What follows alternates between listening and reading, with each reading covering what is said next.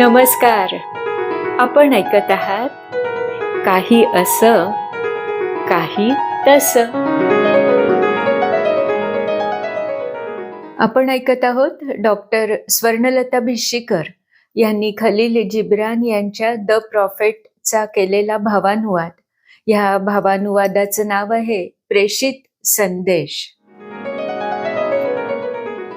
मग त्या नगराची राजकन्या म्हणाली, आम्हाला प्रार्थनेबद्दल सांगा ना. तो म्हणाला, तुम्ही अडचणीत असलात, दुःखात असलात म्हणजे प्रार्थना करता, पण आनंदाच्या वेळी, समृद्धीच्या वेळी ही प्रार्थना करावी. प्रार्थना हे भोवतालच्या चैतन्यात प्रक्षेपित केलेलं आपलं स्वतःचं व्यक्तित्व असतं. त्या व्यक्तित्वातून जर औदासिन्याचे प्रवाह तुम्ही वातावरणात सोडता, तर तुमच्या हृदयात आनंदाची पहाट होताना त्या उल्हासाचे झरेही तुम्ही वातावरणात पसरून द्यायला हवेत.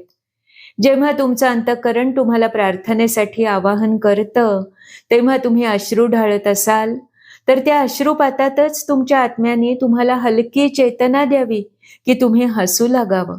ज्यावेळी तुम्ही प्रार्थना करत असाल, त्याच वेळी जे इतर लोक प्रार्थना करत असतात, त्यांना भेटायला तुम्हाला काही उंचीवर जावं लागेल, कारण त्यांना तुम्ही प्रार्थनेतच भेटू शकता, अन्य वेळी नाही.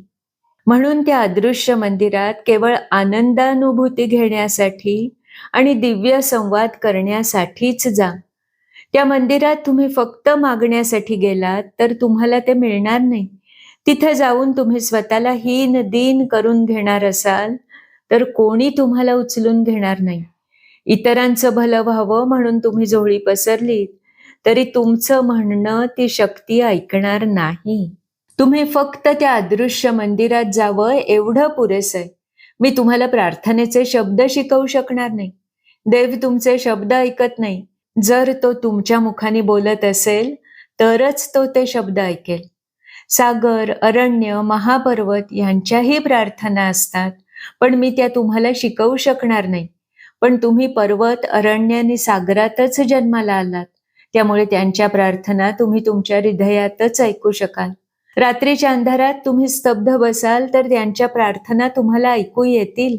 त्या अशा असतील, हे देवा, तू आमचा सपंख आत्मा आहेस. तुझी इच्छा आमच्या इच्छेतून काम करीत आहे.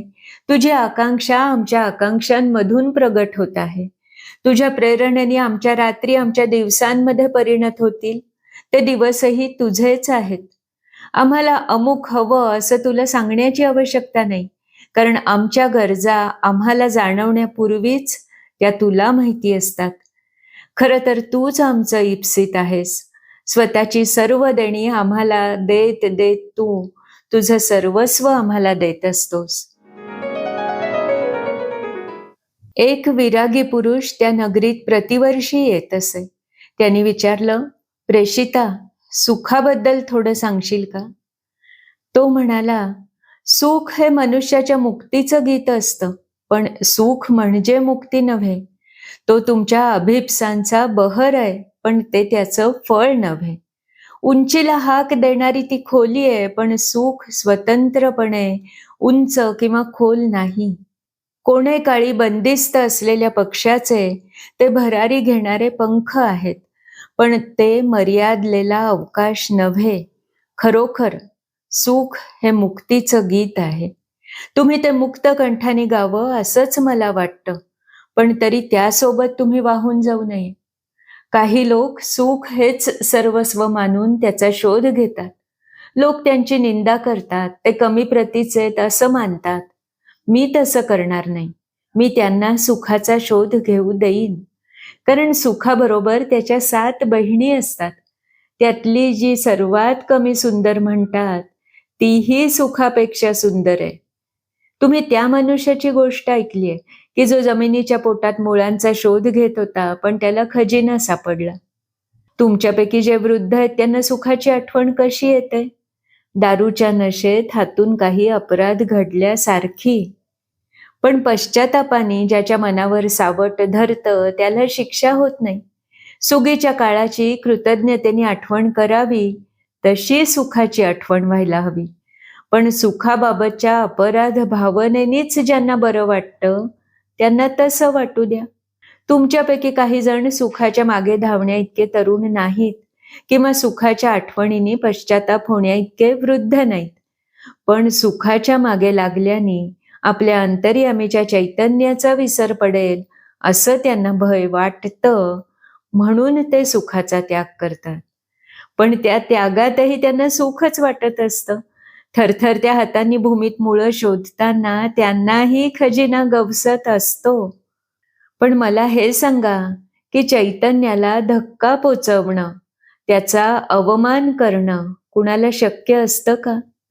रात्रीच्या गूढतेला, स्तब्धतेला गाणारा पक्षी धक्का पोचवू शकतो का? काजवे काय तारकांना हिणवू शकतील? तुमची ज्योत किंवा तुमचा धूर याचं वाऱ्याला ओझं होईल का? एखाद्या स्तब्ध डोहासारखा आहे तुमचा आत्मा. कोणी मासे पकडायला त्यात गळाची काठी लावली तर त्यांनी तो विचलित होत नाही. एखादी गोष्ट किंवा एखादं सुख तुम्ही नाकारता तेव्हा तुमच्या अंतर्यामी तिच्याविषयीची इच्छा गुहा करून राहिलेली असते.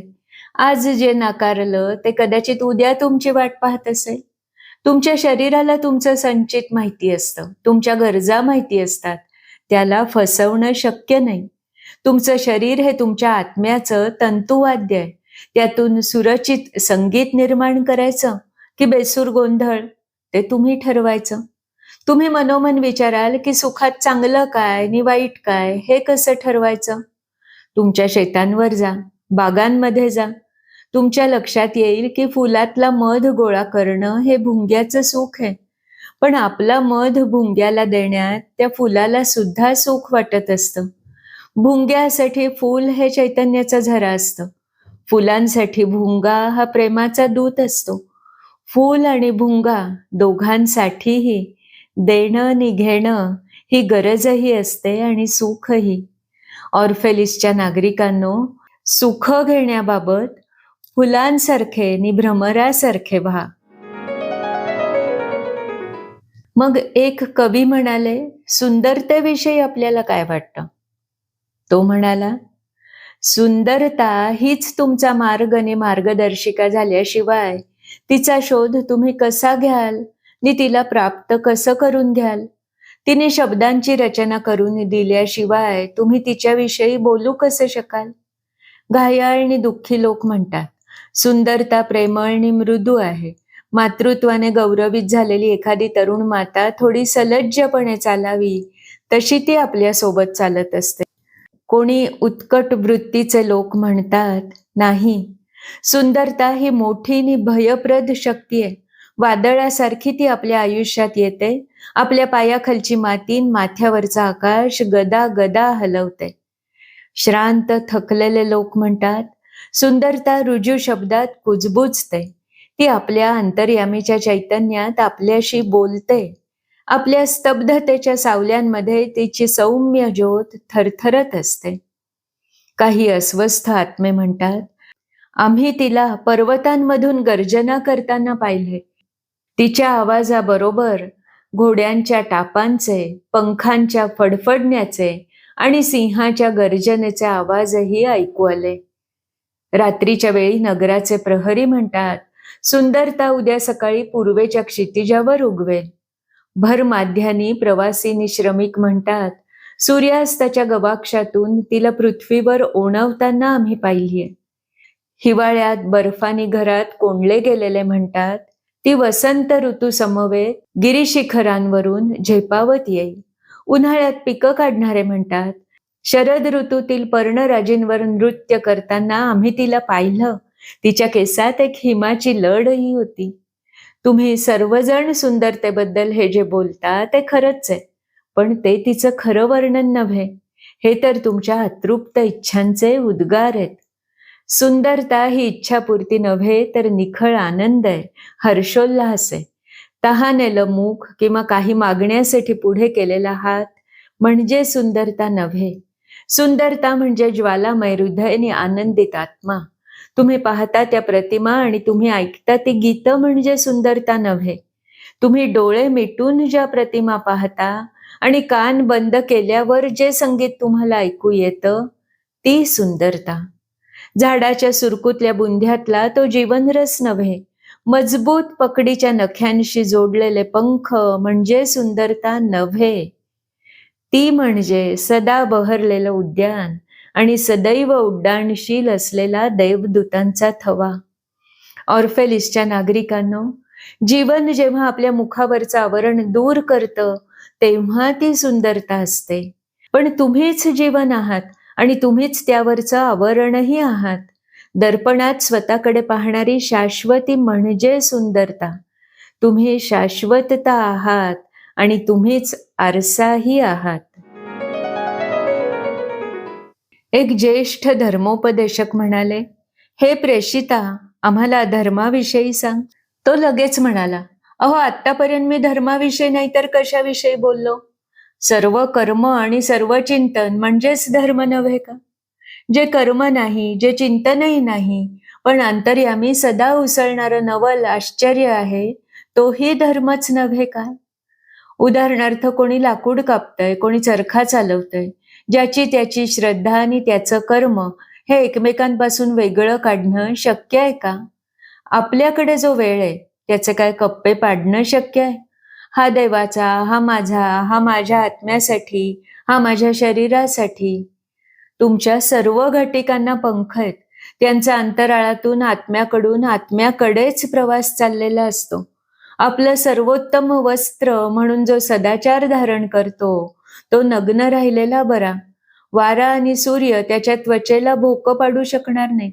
नीतिशास्त्राच्या ठोकळेबाज चौकटीत जो स्वतःचं आचरण बसवू पाहतो, तो आपल्या गीतपक्षाला कैदेत ठेवतो. पिंजरेने कुंपण यातून सर्वात मुक्त गीतांची अपेक्षा करता येणार नाही. जो समजतो की अर्चना, पूजा ही खिडकीसारखी आहे, ती उघडता येते आणि बंदही करता येते. त्यांनी आत्म्याचं घर अजून पाहिलेलं नाही. त्याच्या खिडक्या पहाटेपासून पहाटेपर्यंत पसरलेल्या असतात. तुमचं नित्य जीवन हेच मंदिर आहे आणि तुमचा धर्म आहे. त्यात प्रवेशताना तुमचं सर्वच काही घेऊन प्रवेश करा. तुमचा नांगर, घण, हातोडा आणि तंतुवाद्य सुद्धा. या गोष्टी तुम्ही तुमची गरज म्हणून किंवा तुमचा आनंद म्हणून निर्माण केल्या आहेत. अगदी दिवा स्वप्न पाहत असलात तरी तुमच्या पराक्रमांपेक्षा उंच आणि अपयशांपेक्षा खोल तुम्ही जाऊ शकत नाही. सर्वांना तुमच्या बरोबर घेऊन जा. तुमच्या स्तवनांमध्ये तुम्ही त्यांच्या आशांपेक्षा उंच उडू शकत नाही आणि निराशांपेक्षा खाली जाऊ शकत नाही. तुम्हाला देव जाणून घ्यायचा असेल तर काही मोठी कोडी सोडवत बसायची गरज नाही. जरा भोवती बघा, तो तुमच्या मुलांच्यात खेळत असेल. जरा आकाशात बघा, तो मेघांमधून फिरत असेल. विजांच्या कल्लोळात नि धुवांधार बरसातीत त्याचे पसरलेले बाहू तुम्हाला दिसतील. फुलांमधून तो स्मित करत असेल, वृक्षांमधून आपले बाहू हलवीत असेल. अलमित्रा म्हणाली, आम्हाला आता मृत्यूविषयी सांगशील का? तो म्हणाला, तुम्हाला मृत्यूचं रहस्य कळेल, पण जीवनाच्या गाभ्यात शोध घेतल्याशिवाय त्याचा मागोवा तुम्हाला कसा लागेल? रातांधळ्या घुबडाला प्रकाशाचं रहस्य कसं कळेल? मृत्यूचं वर्म समजायला हवं असेल तर हृदयाची दारं सताड उघडा आणि जीवनाचं शरीर पहा. कारण नदी आणि सागर जसे एक असतात, तसंच जीवन आणि मृत्यू हे एकच असतात. तुमच्या आशा आकांक्षांच्या गहनतेत अनागताचं ज्ञान शांतपणे लपून बसलेलं असतं. बर्फाखालची बीज जशी वसंताची स्वप्न पाहतात, तसं तुमचं हृदयही वसंत ऋतूचं स्वप्न पाहतं.